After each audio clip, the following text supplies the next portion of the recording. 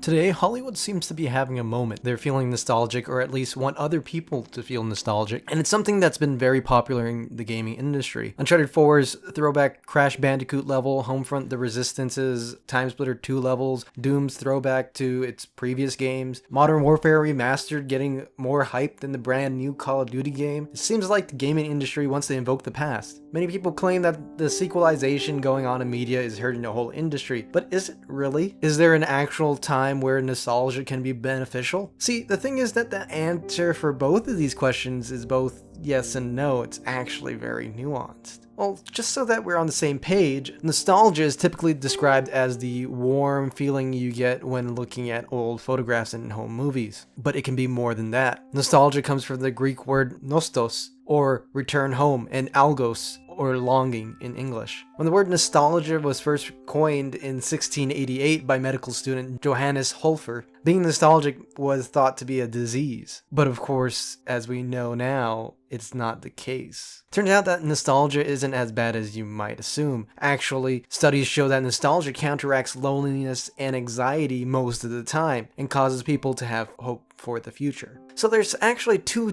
forms of nostalgia: natural, originating most commonly from photographs and home movies, from bumping into a song that may have some kind of deeper meaning to one of the games you used to play as a child with your friends on the couch. Natural nostalgia typically occurs very suddenly upon coming into contact with the original medium. The second form of nostalgia is unnatural. These are typically media products from corporations that want to sell you back your childhood. That idea of, hey, you liked this as a child, now go watch this movie that doesn't really retain any of the charm of the original. Many people see this kind of nostalgia as exploitive, that it doesn't really add anything to the medium. That glut of reiterating on the same properties are going to stagnate the whole genre. But is that really the case? Is there some benefit to the rampant rebooting and sequelization? The thing is that reboots and sequels are not created equal. When some movies are just unnecessary appropriations of nostalgic properties, some movies can take on new context in the times in which they are presented. The Amazing Spider-Man doesn't really do to post-financial crisis America what Sam Raimi's Spider-Man did in post-9/11 America. Ideas presented in the original film can be recontextualized. But in gaming, where sequelization seems to be the only way to make money, what does this mean?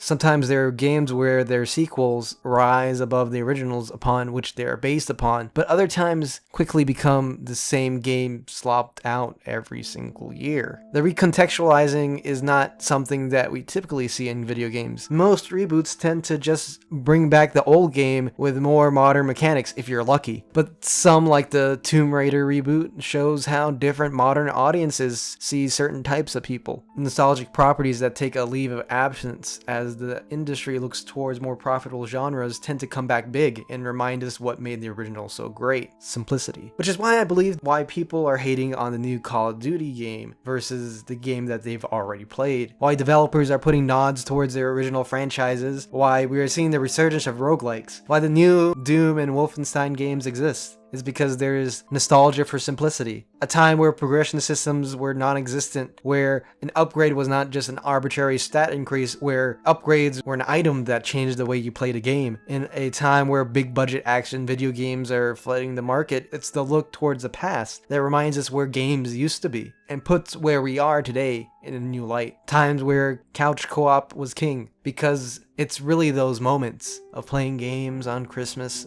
with the family that we are truly nostalgic for. And these games are a portal to the times where everyone seemed to be getting along. A truly formative time in life. Nostalgia sells. Maybe even more so than sex. And sometimes that could be a good thing, but other times it could stagnate the whole industry. But at the end of the day, what really matters are the memories that are with these games, movies, or songs, and that we hold them close for those connections that we've lost along the way.